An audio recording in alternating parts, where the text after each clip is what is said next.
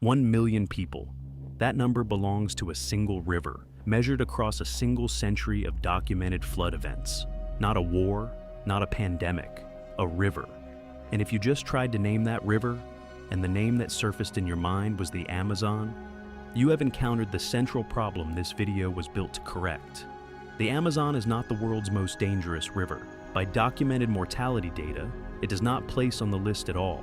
7 rivers do. We are going to examine each of them, ranked not by fame, but by verified lethality.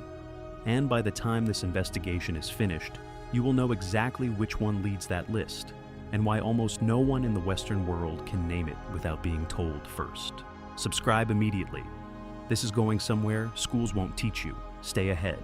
There is a mental map most of us carry, assembled from decades of nature documentaries, travel advisories, and magazine covers, that places the Amazon at the center of any serious conversation about dangerous water. It is a persuasive map. It is also built on the wrong evidence. The actual ranking of lethal rivers comes from hydrological mortality surveys, Chinese government flood archives, and field research conducted by ichthyologists, fish biologists, working in conditions that documentary film crews rarely follow them into. We are going to walk through 7 rivers in sequence, moving from the familiar to the genuinely lethal. By the end, you will know the documented death toll, the depth record, and the biological threat profile of each.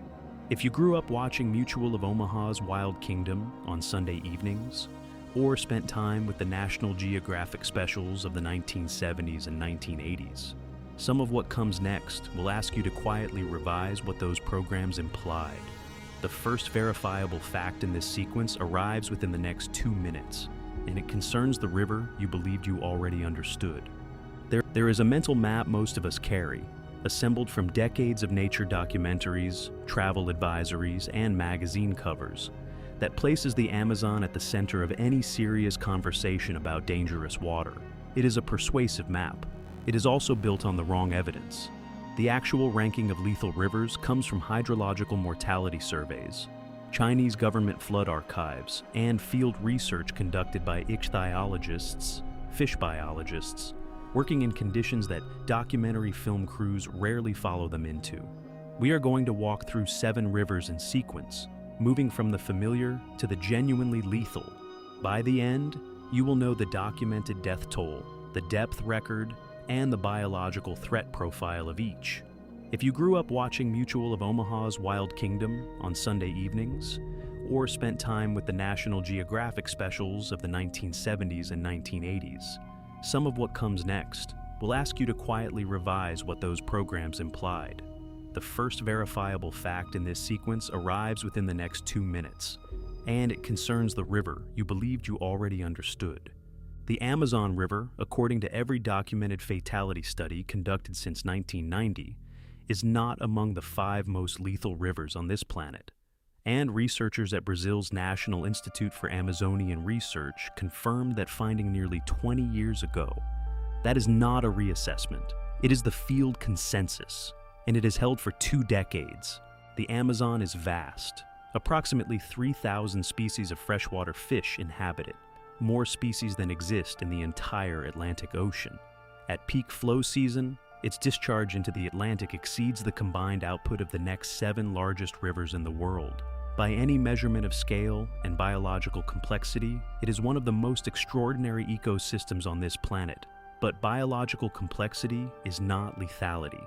The two have been conflated systematically since the 1970s, and the mechanism of that conflation is traceable to a specific origin point. In 1978, a National Geographic-funded expedition documented piranha feeding behavior in the Pantanal wetlands, a region adjacent to, but ecologically distinct from, the main Amazon basin. The footage was compelling. The editorial framing that followed it into American living rooms was not careful.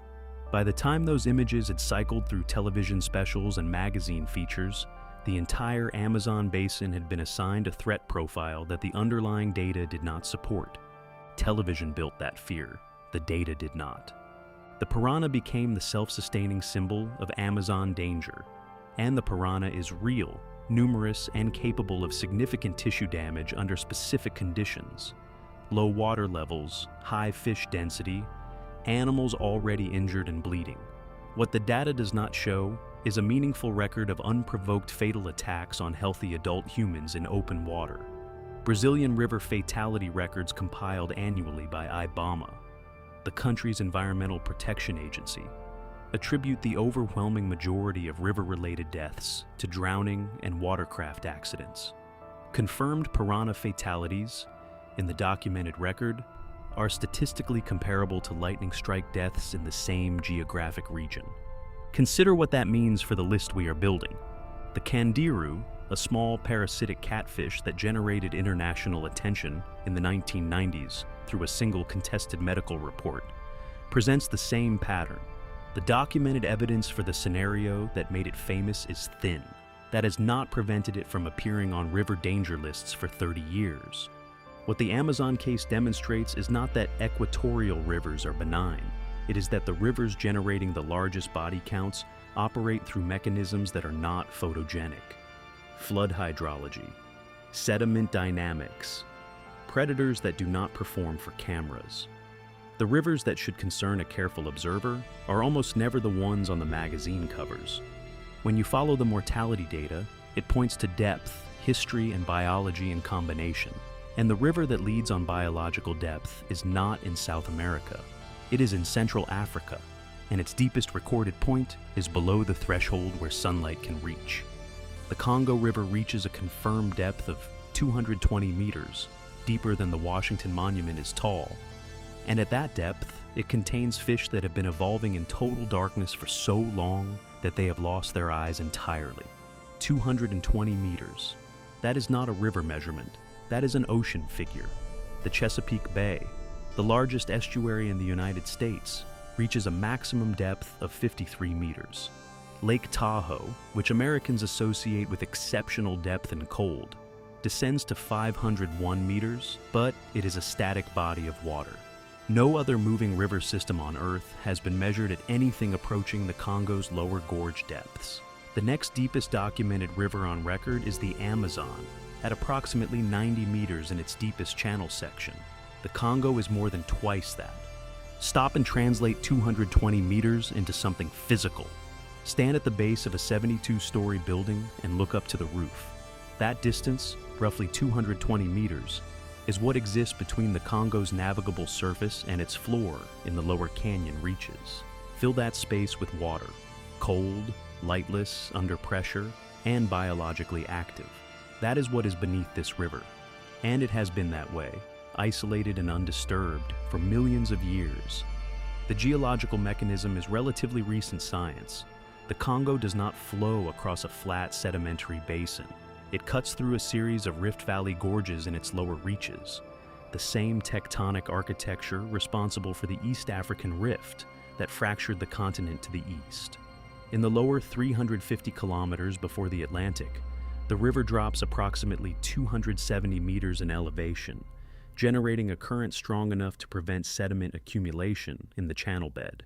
Most rivers fill their deepest points over geological time. The Congo cannot. The current is too fast. It has been deepening, without interruption, for millions of years. The biological consequence of that isolation is what makes it scientifically remarkable.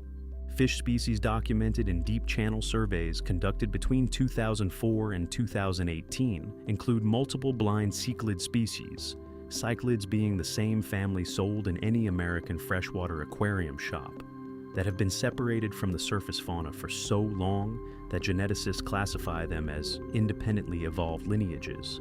They are river fish that researchers identified using methods designed for ocean species, because the conditions they inhabit have more in common with abyssal marine environments than with the Congo's navigable surface 300 meters above.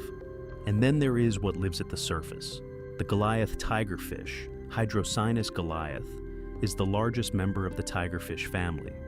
Confirmed weights reaching 50 kilograms, confirmed lengths approaching 1.5 meters, and teeth that interlock when the jaw closes, exceeding the jaw's capacity to fully contain them.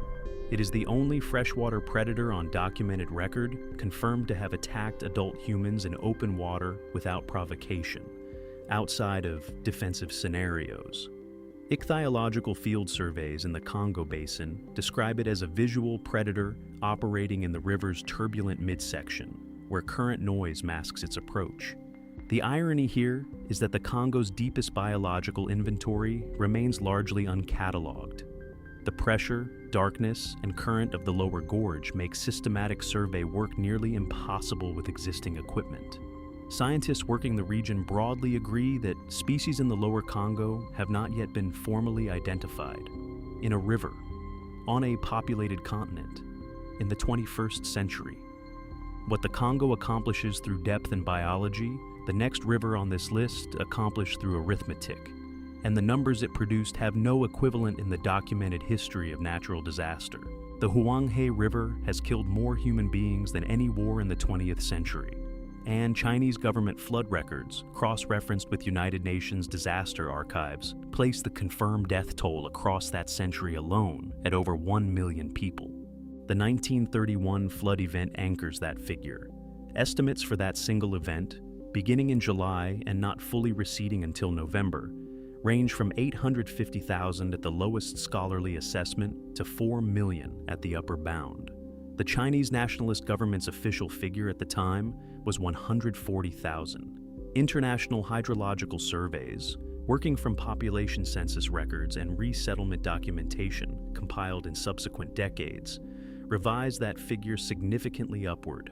The estimate accepted by most contemporary disaster historians centers near 2 million deaths from the flood and secondary causes, starvation, waterborne disease, within a 12-month window. To measure that in terms of an American reference point, the entire population of Houston, Texas, erased within a single year by a single river. How does a river develop that capacity? Through 2,500 years of silt that no engineering program has been able to remove fast enough. The Huang He draws its English name, the Yellow River, from the Loess Plateau it crosses in its middle reaches.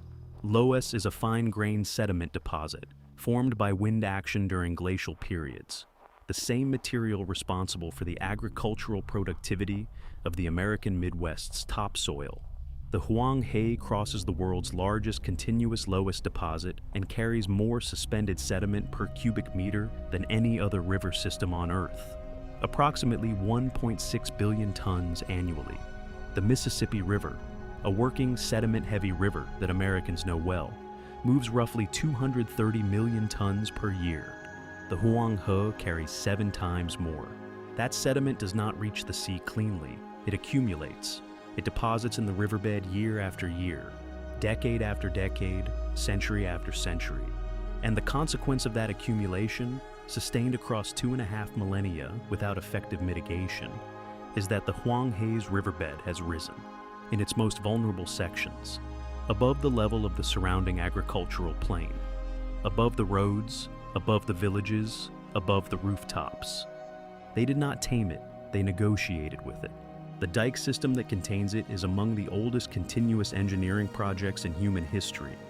Walls now reaching 10 meters in height and 100 meters in width at the base, built, reinforced, and emergency repaired across 2,500 years. When a dike section fails on an elevated river, the water does not rise gradually from below. It pours off a raised platform into the landscape, moving with the velocity of a release event rather than a gradual flood. The 1938 breach demonstrates the extreme end of that physics. That breach was deliberate, ordered by Chinese Nationalist Military Command to slow Japanese advance across the North China Plain. Between 400,000 and 900,000 Chinese civilians died. Approximately 4 million more were displaced. The breach achieved its tactical objective. The event is classified by the academic literature that has examined it as one of the largest acts of environmental warfare in recorded history. The science has not produced a consensus method for permanently lowering the Huang He's elevated bed. The engineering position is that it cannot be done without redirecting the river entirely, an undertaking with no historical precedent in scale. Current management consists of maintaining the existing dike network and regulating upstream reservoir releases to reduce surge events. But the most unsettling part is still ahead, because the next river on this list did not kill through flood. It killed through something far harder to explain. In 2007, a British naturalist named Jeremy Wade traveled to a river on the India-Nepal border to investigate why, over 3 consecutive years, local residents and their livestock had been pulled underwater and never surfaced. And what he found in that river weighed more than a grown man. The Kali River runs along the border between India and Nepal, a fast-moving Himalayan tributary that drops sharply from elevation before broadening into calmer reaches near the Terai Plains. The disappearances Wade documented were specific: swimmers and animals entering the water and not returning. The events clustering in time and location near sections of the river used for Hindu cremation ceremonies. The hypothesis his field investigation produced, subsequently published in ichthyological literature, was that Goonch catfish, a giant catfish native to fast-current Himalayan systems, had been conditioning over years of consuming cremation remains deposited in the water, developing both the mass and the behavioral pattern to pursue living prey at the surface. Consider what that means: a scavenger shaped by ritual into a predator. Wade's expedition documented a Goonch specimen weighing 75 kilograms. The average adult American male weighs approximately 90 kilograms. The captured animal was not described by local fishermen as exceptional. Specimens in that weight range were reported with regularity. The behavioral pattern Wade observed was consistent with ambush predation, wading at depth near the bank, striking upward at surface disturbance. The disappearances in the Kali River Valley have not been officially attributed to predation. The investigation remains, in scientific terms, inconclusive. That inconclusiveness is its own data point. Moving to South America, in December 2014, the Parana River in Argentina produced a documented mass incident at a beach near the city of Rosario. Approximately 70 swimmers were attacked within a 90-minute window. 70 people, 90 minutes. The species identified was Palamida, a large piranha species reaching 25 centimeters, native to Parana basin tributaries.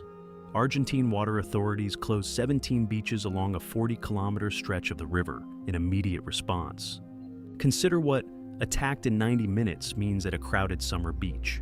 The Orinoco River in Venezuela closes this sequence.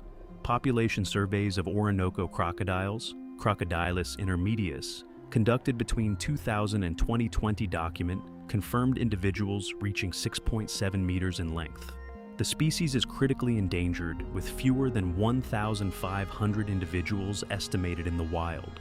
That population scarcity means that human encounters occur with animals that have had minimal exposure to people, and therefore minimal learned avoidance of them.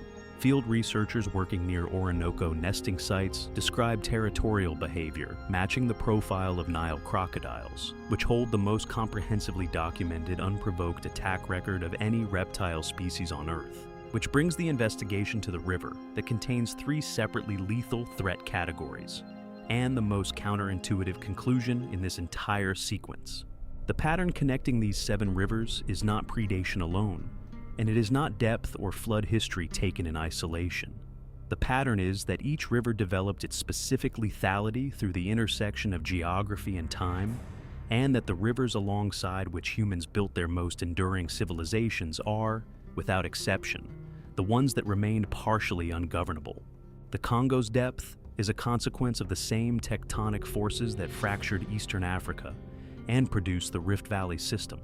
The canyon it carved gave it flow velocity too powerful for sediment accumulation, which produced the depth isolation, which produced the evolutionary divergence, blind species, darkness-adapted fauna, and a surface predator large enough to contest a human being in open water. One force cascading into 3 distinct consequences.